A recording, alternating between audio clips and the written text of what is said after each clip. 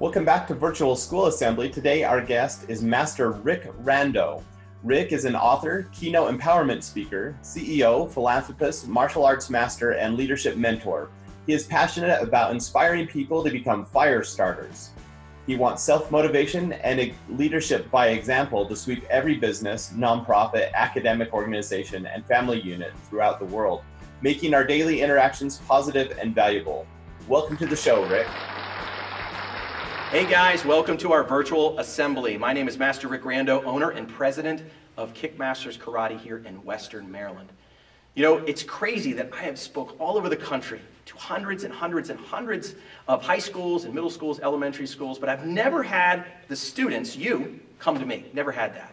So today you're going to get a chance to see my one-of-a-kind 8,000 square foot open space martial arts studio, get a chance to interact with me and what I think it means to be a black belt leader in life. So I want to encourage you, buckle up if you're at home, okay, take some time, be present, be here. If you're at school, you know, try not to pass some notes. Here's what we're going to do. We're going to go ahead and we're going to learn how to be a champion. So I want to tell you a little bit more about me. So I started martial arts in 1988. That means that I'm really old, and I've been doing this for a very long time. I've been a school owner for 20 years, and I've been a martial arts practitioner for 32 years. So I've dedicated my entire life to learning and growing and becoming a black belt leader in life. You know, the crazy thing is, on my very first class, I actually didn't take the class. My 4-year-old sister, she signed up to take class, and she was going to take on the World Karate Kid style. The thing is that a couple weeks after that, we were heading somewhere in the vehicle, and I called shotgun. I said, front seat. And she got in this stance, and she went, ah, like that. And she did this crazy move. And right away, I backed up, and of course, I got in the back seat, and I knew right then and there that if I didn't learn what she was learning, that, well, she's going to be able to kick my butt all over the place. So I actually learned martial arts for self-defense purposes, self-defense against my little sister.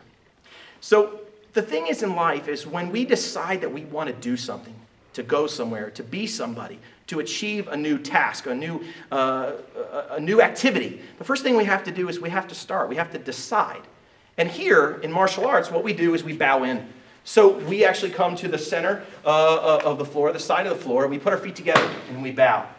The point is that once you decide that you are going to do something great, you have to respect the process. You have to start by saying, yes, I can. This is my goal. I want to achieve it because I believe I can, and I believe I have what it takes to get there. Most people have no idea the average time it takes to get a black belt in our program is at least 4 years. And most people, when they think 4 years, man, that's a lot of work. I'm not going to do that. And they sit on the side. And they sit on the side and they watch, and secretly, deep down, they wish they could participate. In life, most people are like that. They're sitting on the side and they say, wow, I would love to be able to go to college, but I don't think I can.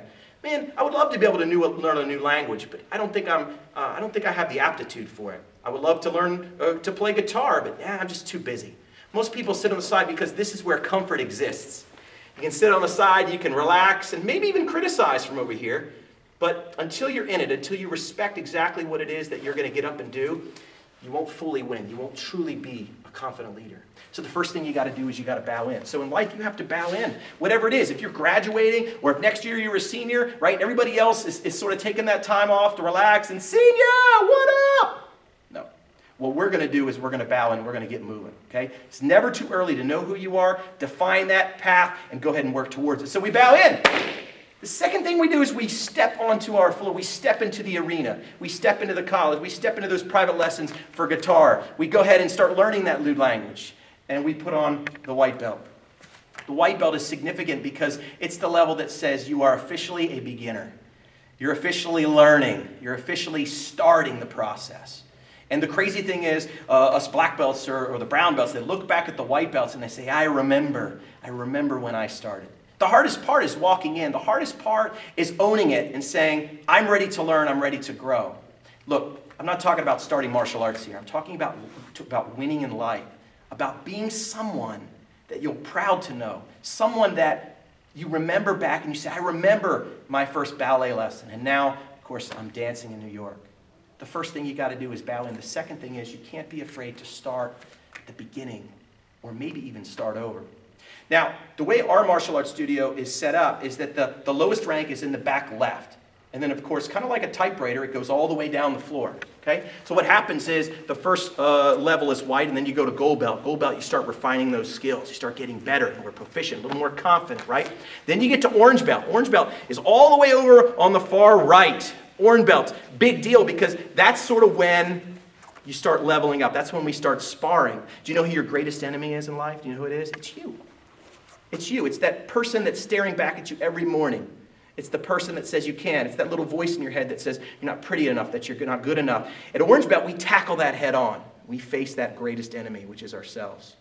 Of course, then, guess what happens? Once you go from white to gold to orange, you level up. You go to the next row. It's pretty cool. So, you're back here as a white belt, and then all of a sudden, guess what? Boom, boom, boom. We ascend. We level up. We're at a whole new row now. So now you're an intermediate student. You're starting to learn intermediate things. You're applying what you learned early on, but now you're starting to grow. Okay? Think about it like middle school.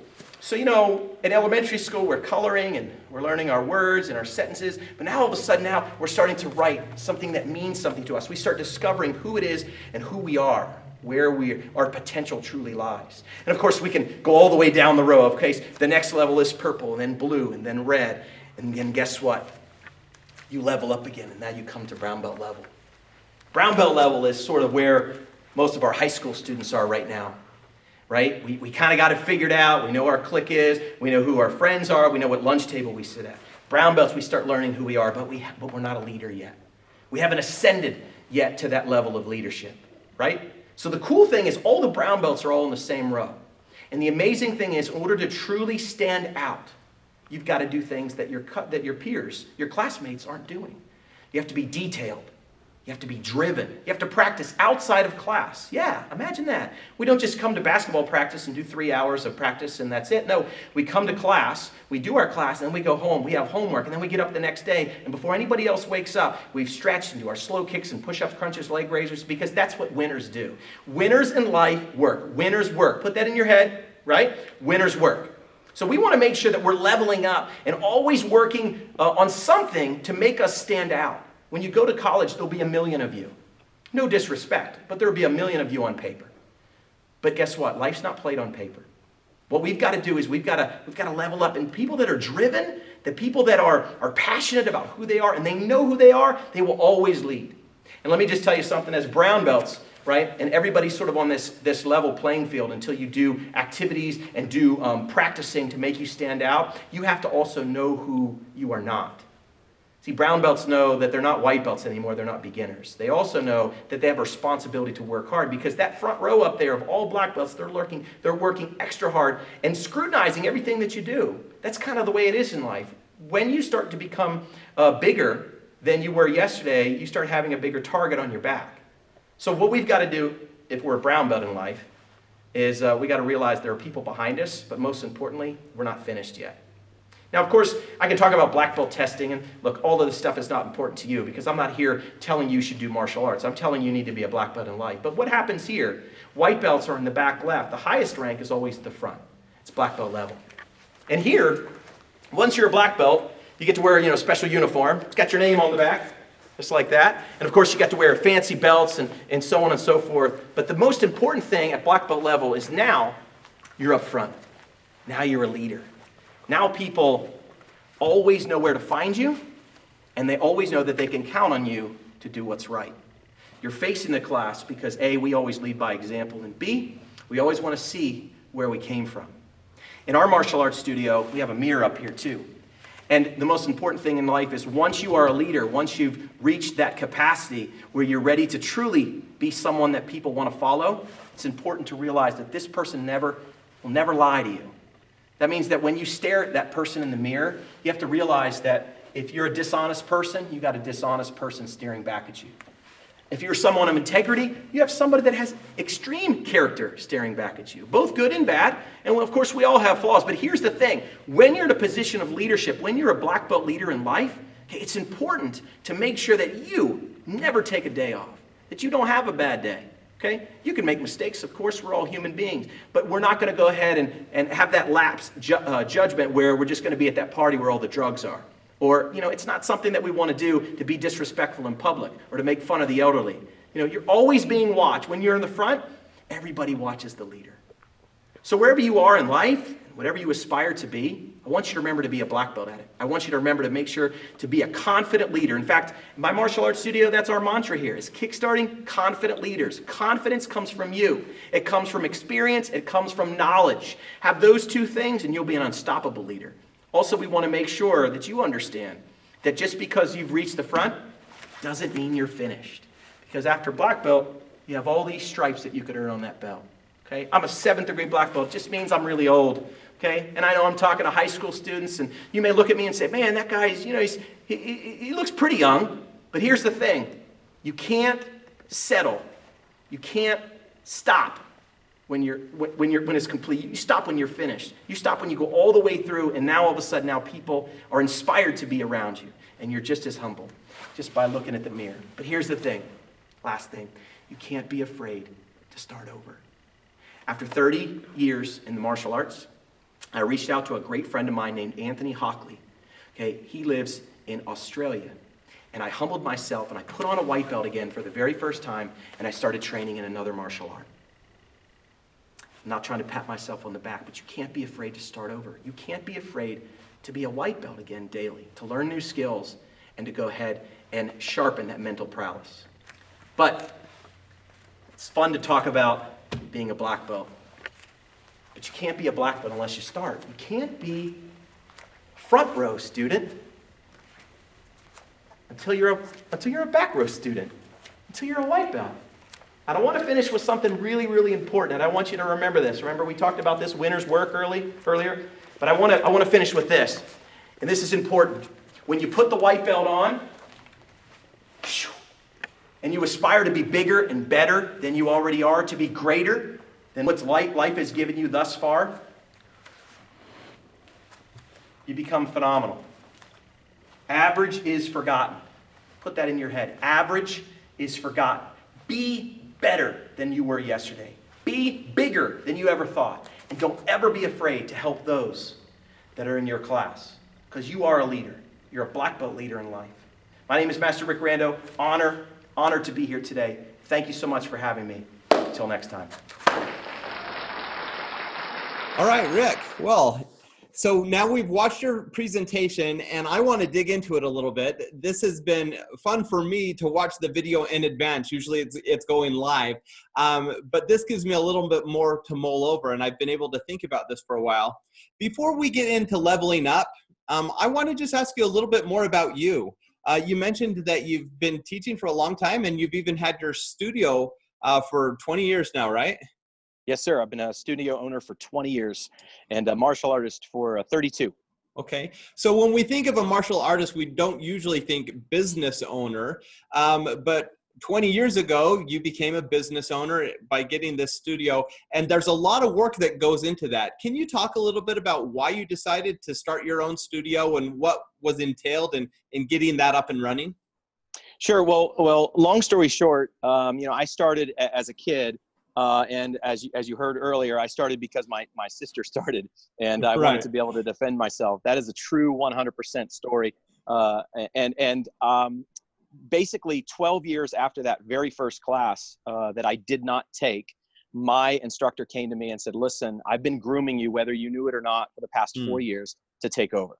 And similar to sort of Walmart of promoting within, and almost sort of like even the Disney model, for the most part, they promote from within. So you start at the bottom and you work your way up, similar to some of the messages that I referred to earlier. And of course, I worked my way up, and I earned his trust, most importantly. So the leader passed the baton to the next leader. And essentially, I sort of took over. I didn't create this entity. No martial artist, business owner created something from nothing. There was foundational skills. I mean, you couldn't open a martial arts school tomorrow without some sort of background and training and some credentials, that kind of thing. But as far as turning it into a business, I like to think of it this way. So I went to the Disney Institute many, many years ago. And I was sitting in this room, and Disney Institute basically is the Disney model for customer service or brand loyalty and so on and so forth. I did the 5-day immersive Disney experience. And on day one, they're going around the room and they're introducing everybody. And you'd stand up and you'd say who you are and what you did and your title, that kind of thing. So, of course, my last name is Rando. It's R. And I'm about midway through, and I'm listening to all these people that have these huge titles from these huge companies. This guy stood up and he was from Cisco Systems, and this guy stood up and he was from Oregon State, and this person was from China, and they had 4 or 5 different companies, and they got to me. So I stood up, I said, my name is Master Rick Rando, and I kickstart confident leaders. And of course, the room just went silent. And it was like the record player from the 80s. Everybody turns around like, what? And one lady under her breath, she said, well, that's not a title. That's not a real thing. And, I said to myself out loud, I said, yeah, it's not a title. It's a mission. You see, so when I have a business, yes, but my business is building confident leaders. It's to take the normal child that comes in here that has ADD, ADHD, they don't know left from right, they don't know up from down, they don't listen to their parents, their grades are horrible, and I get them to focus and channel that inner warrior, okay, to be somebody just like you, just like a teacher, that when they leave, they might not remember the message, okay, but they're going to remember how you made them feel, that you empowered them, that you gave them a little shot of a B12 there, boom. So we send them out on their way to make them better than when they came in. So that's my business. It just so happens I do it through a martial arts entity. So one of the things that you just mentioned there, I think is a nugget that maybe you haven't spent a lot of time thinking about, but for me, it's huge. And it's this idea of mentorship. So when you talked about, building off the giants that went before you and having someone groom you, whether you knew it or not, that's something that kids actually can do intentionally, right? So they can seek out adults and learn from them and kind of move up through the ranks. Now, in karate or in any kind of martial arts, that happens because that's built into the structure, that you start at one level and you go to the next. If kids are doing something else, maybe they're interested in, I'm having a hard time with examples, a musical instrument or learning a language. Do they go through that same process? Is there value in finding an expert and working with that person one-on-one?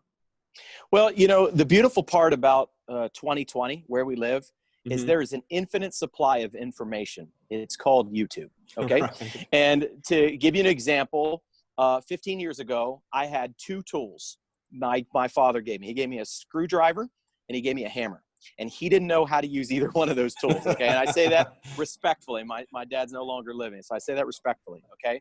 You fast forward 15 years later, I literally have renovated my entire home. And through one of those 2 things. One, I linked up with a guy very, very early on, and I asked him if I could help him install cabinets as a 20-something-year-old college student. I would go, and he got paid minimum wage, I think it was like $5 an hour, something like that. And I just sort of was with him for 2 years, helping on drywall and cutting and miter cuts and so on and so forth. And I started buying more tools. Now it's YouTube. You can rewire your house by watching YouTube. You can learn how to build a fire, from 2 sticks. You can learn how to change your oil. The problem is you have to be a self-starter to do that, because nobody says, hey, they don't call you today and say, hey, Rick, did you watch your hour and a half of YouTube today? Did you practice this? Did you work on that? So number 1 is observation. Number 2, when you observe, you start finding out who's actually good at what they're doing and who's full of crap. You know what I mean? And what I mean by that, there's a lot of people that claim to be martial artists, a lot of people that claim to be great musicians. But when you peel back the layers and you start understanding why they're doing it, either A, for money, that's never a good reason to follow somebody, or B, for a title, again, not a good reason to follow somebody, then we realize we got to go sort of in a different direction. So if you are, let's take your musical instrument scenario, you want to learn a musical instrument. In the band, they have chairs. First chair is number 1 and second chair number 2, and you go all the way down. If you're the 13th chair, we say, okay, what's the first chair doing that I'm not? What's the routine of the first chair? What time did they get to band class? How often did they take private lessons? Did they start when they were 4 and just so they don't know any other way? Or did they learn last year? Just they're putting in more time than me. Of course we have some advantages and some not. We're all born with gifts and most born without gifts, right? But right. It's our work ethic is the great equalizer. So it's observation, it's work ethic, and the ability to go ahead and find new things to do. During this time, I've started working on Photoshop. So I don't know how to edit photos, but the internet can tell me how to do that. All I need is time and motivation, and literally you can do anything. That's true. Now, I do want to add to that, though, because I've been thinking of your examples. We've renovated our house as well. And in fact, our last house we got as a foreclosure, fixed it up, sold it for $100,000 more than we paid for it, which has been amazing. Wow. But part of the reason, I mean, we watched a lot of YouTube videos, and my wife is the handyman in our family. She's done the electrical, she does the plumbing. I just do the grunt labor. But one thing that really sped up the process for us is we found experts, and rather than just relying on YouTube, we went to the Shrams because we knew them. We knew they'd done it before. We said, hey, can you just come for one afternoon? And they were so happy to help us. And that really cut down the learning curve. In a similar way, when I was in high school, I joined the tennis team, and I was the worst person on the tennis team. And I didn't just watch the best person. I became friends with him. I started playing with him, and quickly I was the number 2 guy because I was hanging out with the number 1 guy. And so we can cut down on that curve for sure. Well, that's one of the things that we're talking about when we talk about leveling up. Mm-hmm. And I know we had talked about this earlier before we started taping. So leveling up doesn't mean just you're going to try to figure it out by yourself. Okay. It doesn't matter, how great I am and how many videos I watch about basketball. I may just not be fast enough or tall enough, or my abilities might not be quite at 40 years old what the NBA is looking for. You know what I mean? No matter how many videos I watch. Okay. But it doesn't stop me from being a sports analyst or jumping in and being a team trainer or marketing for the team and so on and so forth. But so I think you also have to know your limits, but definitely observation for sure. And then a creative way to sort of work your way in, whether it's for paying for lessons, paying for a mentorship, or just becoming the ability to sort of to join it, to take the time to join that level, whatever level you want to get to, and mimic and try to learn from, one-on-one interaction. So, going back to our band example. So I'm 15th chair. I might not go to the first chair, but I can go to the 8th chair because maybe the 8th chair, maybe their practice habits are better than mine, but not quite the first. So I can, again, we talk about leveling up. It's not going from 16 to 1. It might be going from 16 to 14 to 11 to 5 to 2 to 1. And that's kind of how it represented here in martial arts. You don't go from white belt to black belt no matter how many videos you watch. There is a process where you have to, not necessarily suffer is not the word, but you have to drudge through the things that other people have to be successful. We don't save for retirement by getting to 55 and say, man, I should save $100,000, $200,000 in the next year. No, it's little disciplined increments that allow us to be great. Our habits really define our rewards. So when we talk about leveling up, we talk about finding what we want and not being afraid to work hard to get it. I went and spoke one time, and I guess it was in Texas. So I'm on the stage, and the person before me was an assembly for school, and they're saying, you could be anyone that you want to be, and of course the crowd is clapping and yes. Okay. Right. And that's true. But when it was my turn to go on, I said, the previous speaker, he made a great point. He said that you can be anyone that you want to be in life. Right. But he left out one very important thing. You have to be willing to work hard and sacrifice for the things that you want. And that's part of leveling up. That's part of going to the next level that we understand. Okay. And when you get to that level, maybe it's somebody that wants to be an author. So you write maybe a piece for the local newspaper. Okay, that's of course one level. And then maybe you submit something to a magazine, and maybe they accept it, and you don't get accepted on the 1st or 5th or 8th try. Maybe the 10th try, they take something, maybe a quote. Again, that's leveling up. And then you go to the next thing and the next thing, and then you're writing books, and then you're doing podcasts and so on and so forth. So you don't just become somebody overnight. You're already somebody. You just have to make sure that you're making the difference and putting the work in. Right. Now, when you talked about leveling up, one of the things that I liked that you brought in is even if you're a black belt, often we start over and we become a white belt again in some other area. And I think never before in the world have we had so many opportunities to be white belts, right? There are so many things that we can start now. And certainly, I think there are more opportunities open to us now than ever before.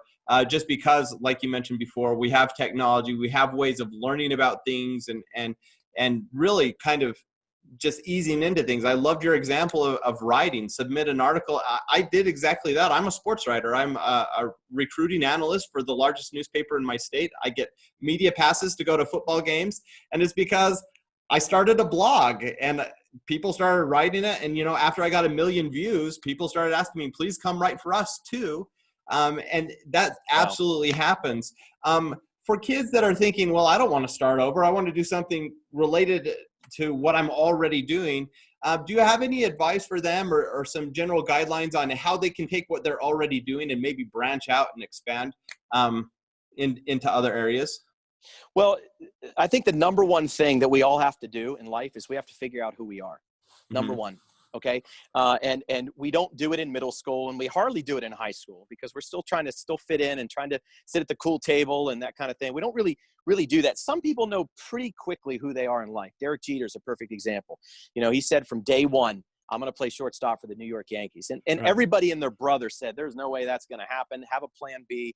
And this kid was so determined that when everybody else in college was out, toga, he was hitting curveballs. Okay. So when he knew right away who he was, then he could start working on his defined goal of how to get there and how to get there quickly. Most people, they don't know who they are. So number one is find out who you are. And part of that is finding out who you're not. Okay. What you don't right. want to do. And that's where trial and error comes in. That's where mistakes come in. That's where, we're at that party at 3 a.m. and it gets busted by the cops. And, oh, man, I don't want to do that anymore. I don't want to be here. I don't want to be part of that scene. So number one, you have to know who you are. Number two, you can't be afraid, once that's defined, to work hard for what you want. You can't be afraid to say, okay, I know I'm 14 and I know the world thinks I'm crazy, but I want to be an actor. Okay, so how do we get there? What's the fastest way for you to get there? Does it mean moving to California? I mean, maybe, but there's other things that you can do now in the technological age that we live in.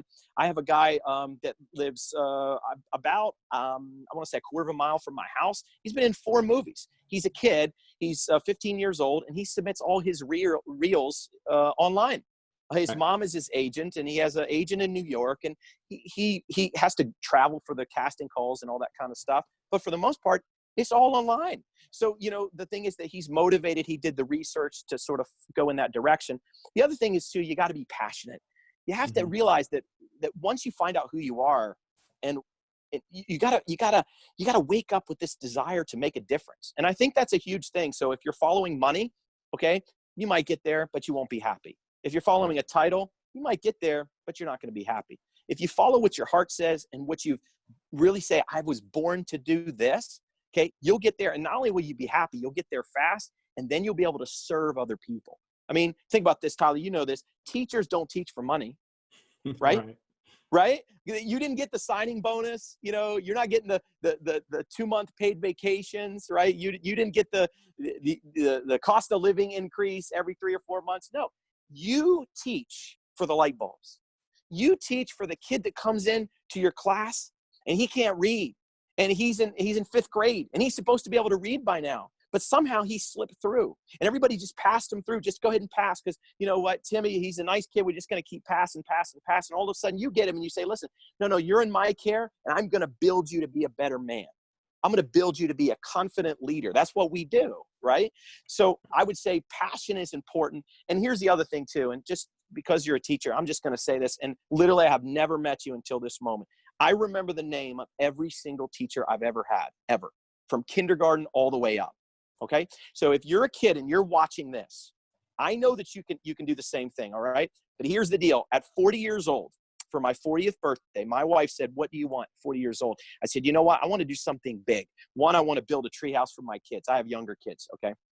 So I did that in the course of 5 months, treehouse, all that kind of good stuff, right? So the second thing is I want to go back and say thank you to my teachers. So I invited every single elementary, middle, and high school teacher and college professor to a restaurant on a certain day at a certain time. It was a Tuesday night, 6 o'clock. They had RSVP. They came in. I had awards for everybody. I had things that the stories that I had. I gave every single teacher a $50 gift card to another restaurant. I bought their meal. I bought their drinks. We had a blast. It was amazing. And it was just an appreciative thank you teacher dinner.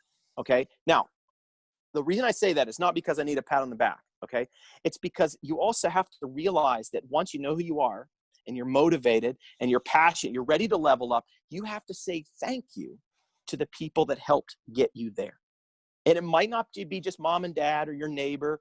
It might be that adult mentor that you had when you were little that used to come out and just play basketball with you on Saturdays just because you asked. You know, it might be people like that. It might be the guy that opens a door for you every single day at church when you're going in, and he's the greeter, and he comes in, and all of a sudden, you know, he's like, man, that smile that I got, I don't know I can't remember one conversation we had, but that smile I remember every single week, and it puts me in a good place, you know?